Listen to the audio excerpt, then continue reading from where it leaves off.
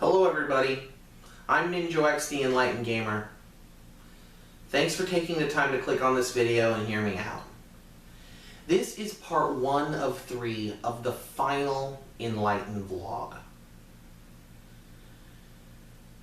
I feel that this vlog topic garners enough attention that it needed to be split up over 3 videos. 3 about entirely different aspects of the same syndrome destroying the gaming community. You might think, what? The only thing destroying the gaming community might be jerks, but that's not true. Because we're all the jerks. But really quick before I actually get to this topic, I do have a bit of news. I am moving. I've stated this before in a couple of videos, but I want to be very formal about it. I currently live in a tiny town on what I jokingly call the edge of nowhere in Maine, and I am moving to a temporary housing in my original home state of Kansas. From there, I will eventually migrate to my own house, which I will be the owner of, at least eventually. By it being a house, I'll be able to do things with it that I can't do in an apartment. I'll be able to put up proper green screens and denote an entire room to being a proper office instead of just the one bedroom in a one-bedroom apartment becoming my office. Ever wonder what's behind here? It's my shirts and my pants, my clothes. Because this is a bedroom without a bed in the room. Sacrifices. During that time, I am going to start working my butt off starting today, October 6th, the day that this vlog is being filmed, to get enough videos out to try and fill up the rest of October, with the exception of October 29th, which is the next the next Mind of Ninja. I know that was bloopery, but I'm going to keep it in there.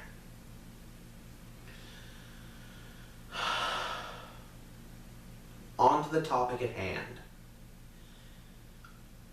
What do you think of when you think of somebody who's a racist, somebody who's narrow-minded? What does their thought process always boil back to?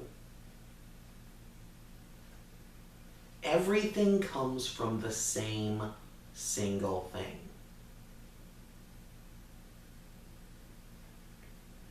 Every person who fits into a category has to be the exact same.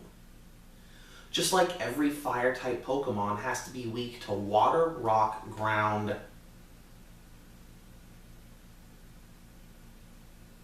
water, rock, ground,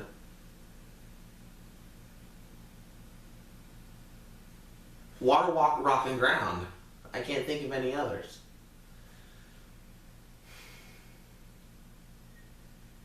This is something that gamers, nerds in particularly, struggle valiantly against.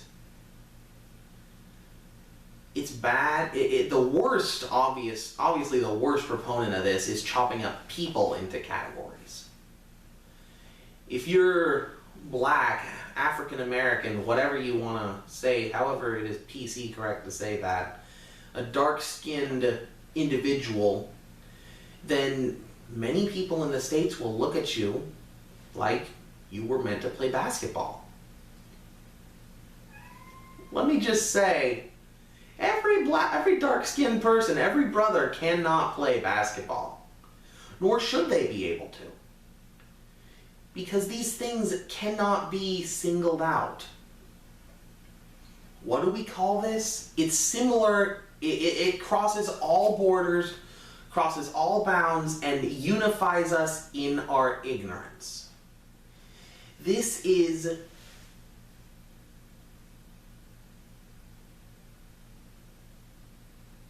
unilateral mentality. What does that mean? It means having one idea when it comes to something. Now, obviously, any enlightened individual could see how this is harmful,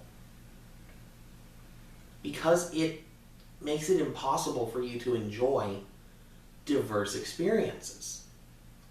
All of a sudden, you don't want to go to an art museum to look at an abstract piece next to a realist piece.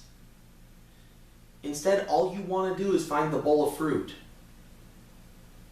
Find the Mona Lisa. Which are good in their own right. Bowl of fruit helps us appreciate the simple things in life. Mona Lisa helps us appreciate and think about the thoughts of others. But the abstract can be good as well. Bringing light to emotions like confusion, love, pain, giving us insight into our deepest selves. Video games can do this too.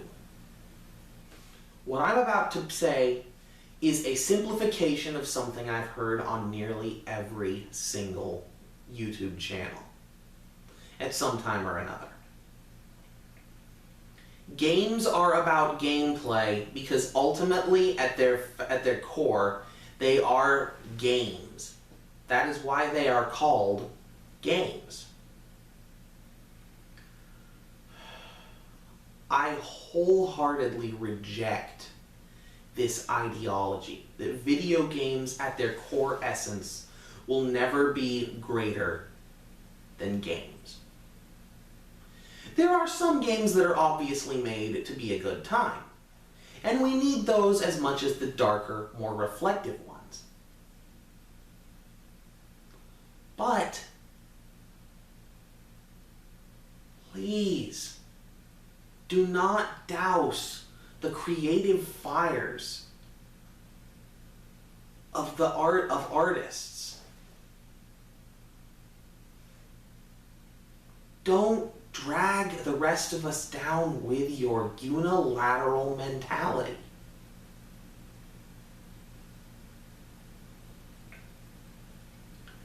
We can be better. We can use video games as a medium of art, and they can do through interaction what art sometimes struggles to do. Make us feel connected with it.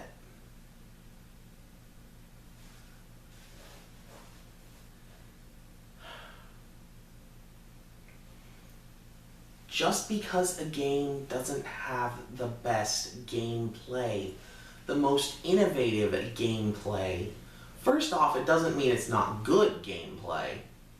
And second off, does not make it a bad game. It does and it doesn't. Video game is an archaic term that wore out its welcome, at least with me. And I don't even really care as much for video games anymore. Yeah, they can fill a few hours, burn a few hours away to nothing. But what I want is a virtual experience. And sometimes to get that virtual experience, you have to cut down in certain regards. You have to approach things from a different angle.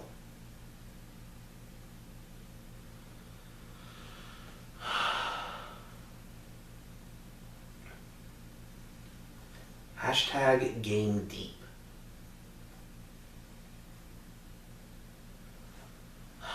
I do not have a Twitter account yet.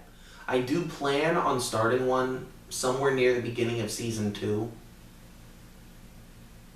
But just This probably isn't going to mean anything to you guys. You're probably going to just completely ignore it. I can pretty much guarantee that in 1 week's time, this video will not have gotten more than 5 views. But I feel like I'm obligated to at least try to tell you guys about this great folly, this cancer that is destroying us. Think I'm exaggerating? Why don't you ask all of the people who have been labeled? All of the artists who have had their work labeled as blank or blank. Recently, this may seem off topic at first, but I very, very much am going to say that it is very on topic. My favorite stand-up comedian, Brian Regan, was featured in a live show on Comedy Central. It was a great thing. I thought it was hilarious. I had my family over. We got not popcorn. We got chips and dip, and I got ice cream, and we had just a good old-fashioned time watching this guy. But slightly before the show, I stumbled upon an article that fascinated me. It was an interview of Brian Regan from another comedian, name below, because I can't remember his name. Jim Gaffigan. Redemption, Hot Pocket. And this interview was, among other things, boiled down to that despite the fact that they're both generally perceived as clean comics, they don't like the term. They both agreed with one another, if something is funny, it's funny. It doesn't have to be clean, it doesn't have to be filthy. Comedy should be comedy. Virtual experiences should be virtual experiences. It doesn't have to be fun. It doesn't have to be frustrating. In fact, that is where the mentality that all games have to be hard has come from. Because for so long, gamers' unilateral mentality, all Mario games should be platformers, all Mega Man games, jump shoot man, has broken us down to such a point that the only way to create conflict within us in the games we play is to make them unfairly, trollishly, terribly hard. Because we've forgotten how to enjoy, and more importantly, how to appreciate the games that we play. The experiences that we've had roaming across Termina and Hyrule Field, the Great Sea, exploring Kanto, Johto, Sinnoh, Unova, Hoenn, Kalos. These are experiences to be treasured and to be repeated because there is still more to learn. One doesn't run through the Louvre. One walks through it slowly, stopping many times to admire many, many pieces of art. We're running through our video games, through our virtual experiences, not properly experiencing them. That's one thing that I've realized about Let's Playing that's different from streaming, that's different from just being a guide, is that Let's Playing gives you a chance to fully experience the games that you play. As much as it makes me happy, it also makes me sad to say the following remarks. I don't feel like I ever have to go back and play Pokemon Blue ever again, for any reason. I feel like I can still garner enjoyment out of doing it, but I feel like I've experienced it at its pinnacle.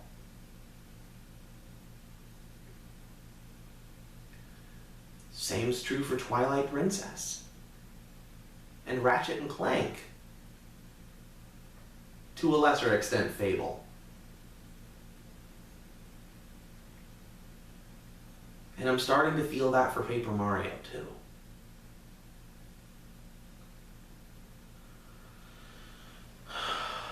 Now, I'm not saying everybody needs to go out and start a Let's Play channel, because let's be real, there is enough freaking competition already. So much to the point where it's almost impossible to get your name out there. And with 90% of the Let's Play channels being just you can't be experiencing the game as deeply as you could if all your interest have I made my point? Silliness has its place. Everything has its place. Optimism, pessimism, joy and sadness, anger, fear. Everything is important. Don't experience the world unilaterally.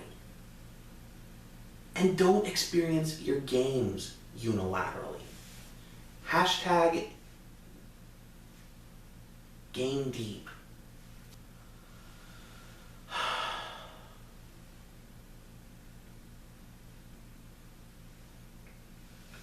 We can be so much more than we are as gamers. More than just athletes who pigeonhole their abilities into one thing. We can be the very first of an age of gaming philosophers. People who tell and can instruct other people how to live their life as gamers. Just as ancient philosophers in Greece could show people how to lead a better life through art.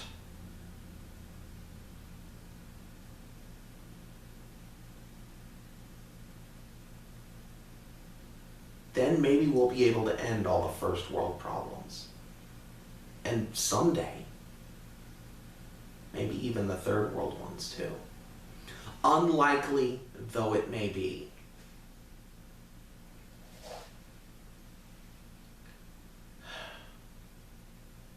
Game deep. Stay enlightened. And make sure to tune in